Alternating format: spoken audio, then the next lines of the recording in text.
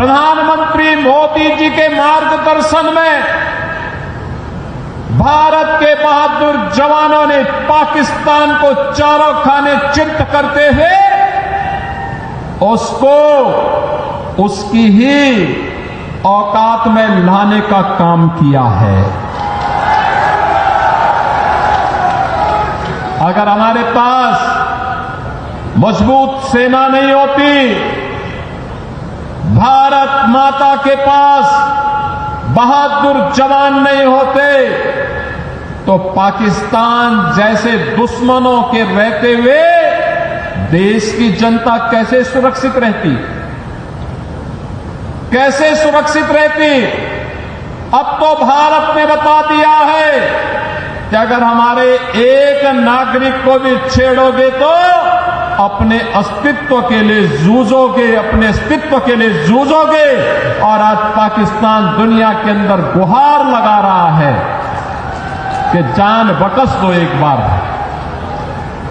बहनों और भाइयों, ये इसलिए क्योंकि पिछले 10 वर्ष में प्रधानमंत्री मोदी जी के नेतृत्व में सेना के आधुनिकीकरण को लेकर के, सेना के सुदृढ़ीकरण को लेकर के लगातार कार्य हुए हैं। और इसीलिए भारत की सेना दुश्मन के किसी भी प्रकार का मुकाबला करने के लिए सदैव तत्पर रहती है।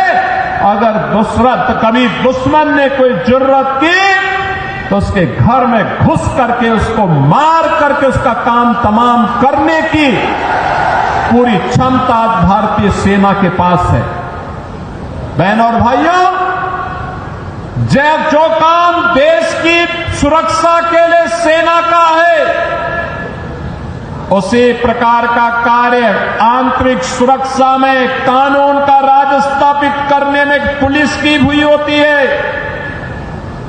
याद करिए 2017 के पहले का उत्तर प्रदेश कोई सुरक्षित नहीं था। सायंकाल होते होते सड़कों पर कर्फ्यू जैसा दृश्य दिखाई देता था।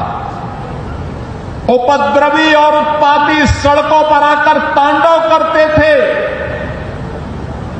न बेटी सुरक्षित थी, न व्यापारी सुरक्षित था। हर तीसरे दिन एक दंगा होता था। पर्व और त्योहार के पहले ही लोगों के घर में, लोगों के मन में एक आशंका आ जाती थी, पता नहीं अब क्या होगा, अब क्या होगा। प्रदेश में विकास ठप हो गया था। एक तरफ उपद्रव और दूसरी तरफ अंधेरा। इन दोनों के बीच का समन्वय था समाजवादी पार्टी और पहले की 2017 की पहले की सरकारें। वे गुंडों के साथ मिलकर के प्रदेश में अराजकता फैलाते थे, कानून के लिए संकट खड़ा करते थे, बेटी और व्यापारी की सुरक्षा के साथ उनके सुरक्षा के साथ खिलवाड़ करते थे, सज्जनों को प्रताड़ित करते थे, दुर्जनों का महिमा मंडन करते थे। यही पिछली सरकारों का कार्य था। और जब विकास एजेंडे में नहीं होता है तो फिर सरकार कुछ कर नहीं सकती। याद करिए, कासगंज जनपद का निर्माण 2008 में हुआ था। 2008 में बहुजन समाज पार्टी की सरकार थी। उसके बाद 5 वर्ष समाजवादी पार्टी की सरकार रही। बहनों और भाइयों, पुलिस लाइन जो पुलिस की व्यवस्था की बुनियादी आवश्यकता होती है, इसके लिए न जमीन दी गई, न पैसा दिया गया। और केवल कासगंज नहीं, उत्तर प्रदेश के लगभग 12 जनपद ऐसे थे जिनमें जिला मुख्यालय नहीं थे, पुलिस लाइन नहीं थी, डीएम और एसपी भी किसी ब्लॉक में बैठने के लिए मजबूर होते थे। बुनियादी सुविधाओं के अभाव में कैसे 25 करोड़ जनता की कोई सुरक्षा करता।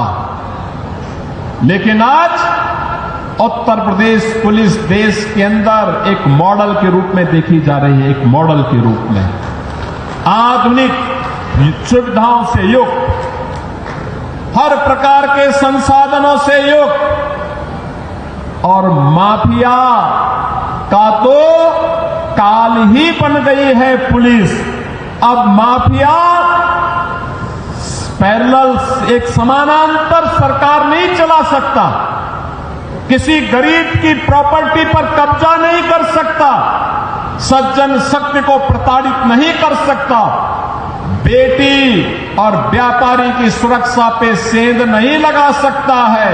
अगर लगाएगा तो उसे मालूम है अगले चौराहे पर यमराज उसका इंतजार कर रहा होगा और फिर राम नाम सत्य है कि यात्रा निकलनी प्रारंभ हो जाएगी। बहनों और भाइयों, ये नए भारत का नया उत्तर प्रदेश है।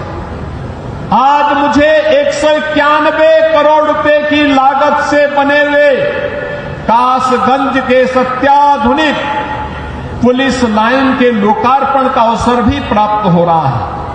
ये लोकार्पण केवल एक पुलिस के लिए नहीं, पुलिस के लिए यहां अत्याधुनिक सुविधाएं दी गई हैं। 1000 बैरक बनाए गए हैं, 1000 पुलिस कार्मिकों के लिए बैरक बनाए गए हैं। यहां पर पुलिस के जुड़े हुए अधिकारियों के लिए आवासीय सुविधा भी दी गई है।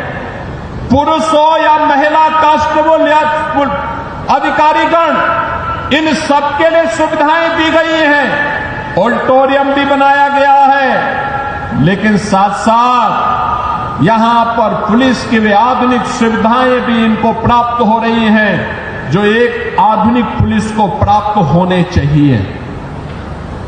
और ये मॉडल बना है। उत्तर प्रदेश पुलिस आवास निगम ने एक समय सीमा के अंदर इसे निर्माण करते हुए आज समर्पित किया है और यह कार्यक्रम अनवरत रूप से आगे बढ़ेगा।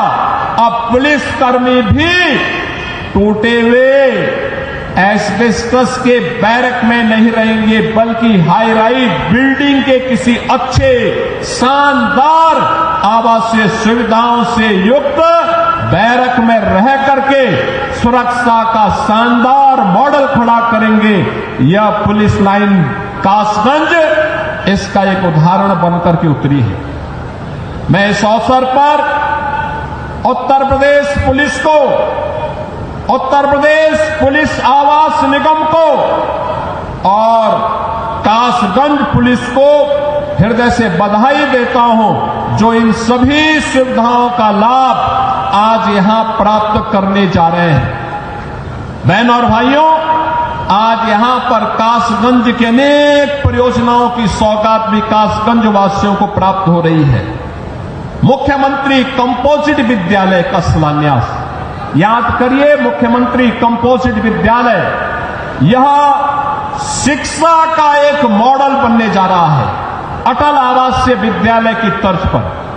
अटल आवासीय विद्यालय 6वीं क्लास से 12वीं तक है, लेकिन मुख्यमंत्री कंपोजिट विद्यालय, बहनों और भाइयों, यह प्री प्राइमरी से लेकर के 12वीं तक होगा और हमारा प्रयास होगा पहले चरण में जनपद स्तर पर, दूसरे चरण पे तहसील स्तर पर, तीसरे चरण में ब्लॉक स्तर पर, चौथे चरण में न्याय पंचायत स्तर पर विद्यालयों की एक श्रृंखला खड़ी होगी और उत्तर प्रदेश के गरीब का बच्चा भी आधुनिक शिक्षा से युक्त होकर के देश के विकास में अपना योगदान देगा।